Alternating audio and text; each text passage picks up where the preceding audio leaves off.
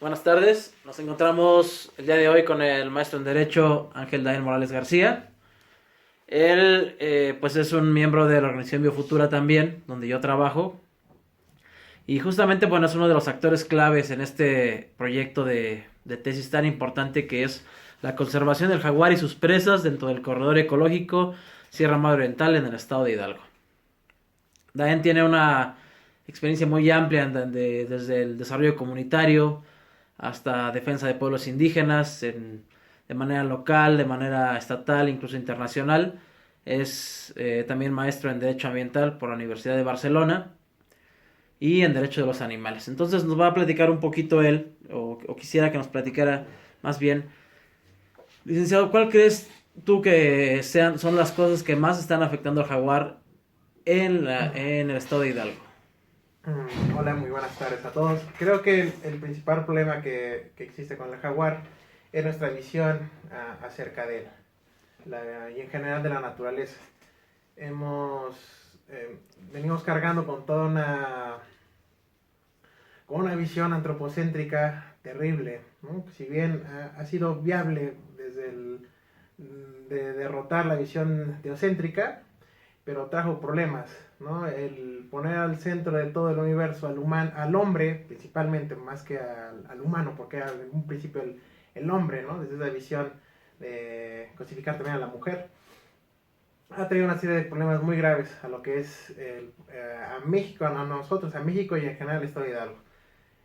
Se ha tenido una ruptura de lo que es el vínculo naturaleza y humano, ¿no? Ya no existe como tal. Se piensa que la naturaleza es completamente ajena al humano, cuando no es así. Nosotros somos un animal más que debemos de convivir en una visión más equilibrada de la biodiversidad. Actualmente los procesos sociales han hecho una crisis de civilidad ecológica terrible. Y esto parte porque tenemos una visión antropocéntrica, destructiva, ¿no? Cosificamos a los demás seres con los que coexistimos, los invisibilizamos, pensamos que el humano es el único ser racional, el único ser que puede disponer de lo demás, el ser que piensa que los demás animales son recursos o es un material para llegar a un fin económico, cuando no es así. Los otros animales o los otros seres con los que coexistimos son esos, son seres.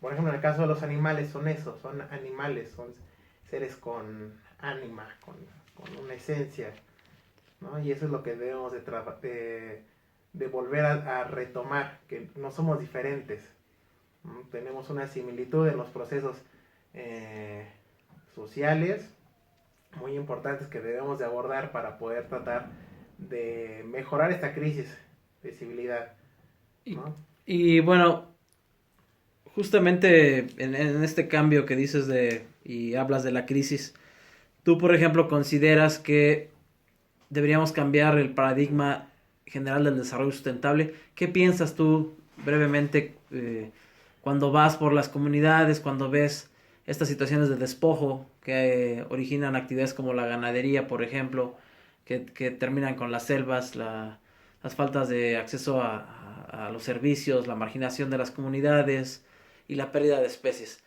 ¿Tú crees que tiene una interrelación? ¿Crees que existe realmente una política del despojo, por así decirlo? Hiciste dos preguntas, responder la primera, el tema del paradigma ambiental sobre cómo se está aplicando, yo creo que se debe de volver a pensar o replantear el tema de la sustentabilidad o el paradigma, una deconstrucción de lo que es el desarrollo sustentable. Actualmente, si te das cuenta de toda la literatura que conozcas actual sobre el desarrollo sustentable, te vas a una triada, economía, sociedad y ambiente, cuando esto no es así. El principio básico es sociedad, ambiente y las implicaciones o las interacciones que existen entre esos dos elementos. Uno de los múltiples que existen en la economía. Sin embargo, por el proceso actual se ha capitalizado y pensamos que la economía es indispensable. Cuando no es así, es un elemento más, no es ni más ni menos importante. Es un elemento que se debe tomar en cuenta. Pero también se debe tomar en cuenta, por ejemplo, elementos éticos, ¿no? Que actualmente en los paradigmas de la sustentabilidad o en los programas que están manejando gubernamentales esto no existe, ¿no? No conocemos eh, pensamos que es una idea con la que vamos a llegar a las comunidades y a partir de ahí imponerlas, cuando no es así.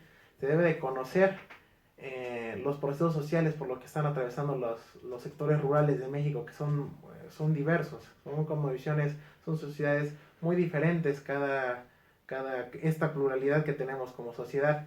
Y es ahí donde tenemos que conocer cuál ha sido cuál ha sido el conflicto que ha existido por los problemas probablemente ambientales, y cómo vamos a poder llegar a un desarrollo real, social, ¿no? Porque eso es lo que implica el desarrollo sustentable, tener un desarrollo adecuado a las exigencias actuales y futuras, ¿no? Conocer los derechos hasta de las generaciones futuras, no solamente de los humanos, sino conocer los derechos también que tienen otros seres.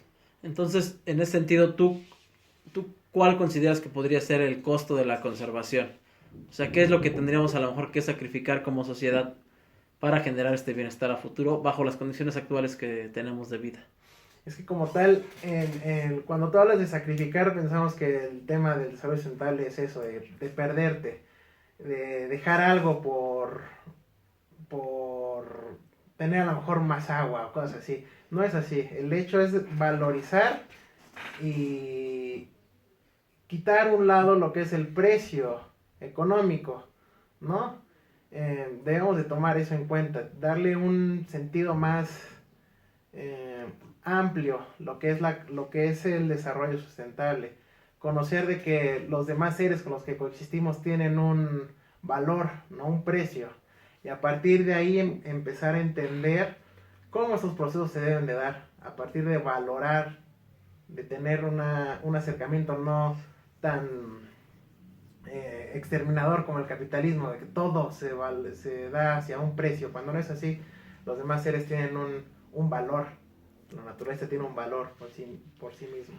Entonces, ¿consideras, por ejemplo, que las políticas neoliberales actuales y capitalistas, justamente donde pues, se menciona la biodiversidad como capital natural, son contrarias al desarrollo sustentable, que es un tema del que justamente hemos estado viendo?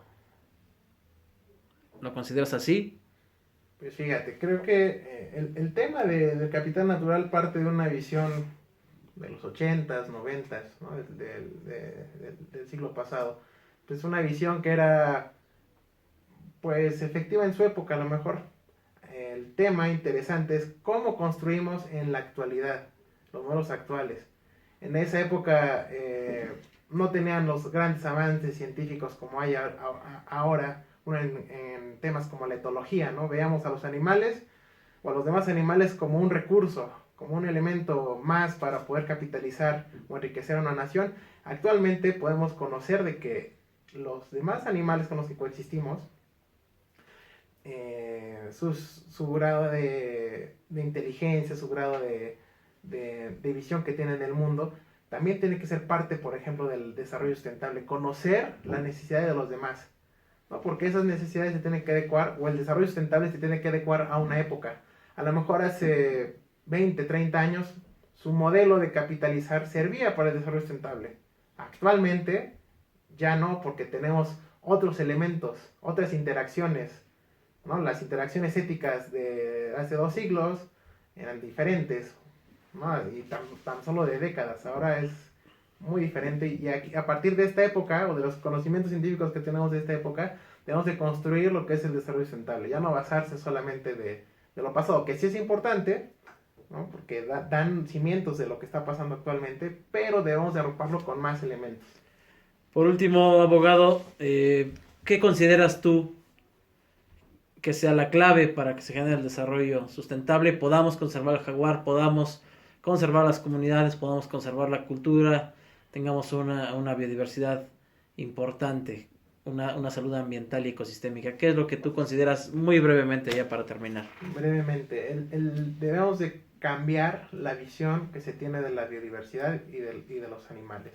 Eso es lo que debemos hacer, romper esa interacción que tenemos de depredación por una interacción más amigable, como sería a lo mejor el mutualismo, conocer de que podemos interactuar de una forma más armoniosa. Bueno, pues agradecemos mucho las palabras del licenciado Daen. Creo que es bastante claro pues esta postura que tiene él como abogado, en un sentir diferente. Él es una persona que ha viajado con nosotros a las comunidades y que pues, interactúa de manera directa con ellos. Bueno, eso es todo por hoy. Les mandamos un gran saludo a todos. Hasta la próxima.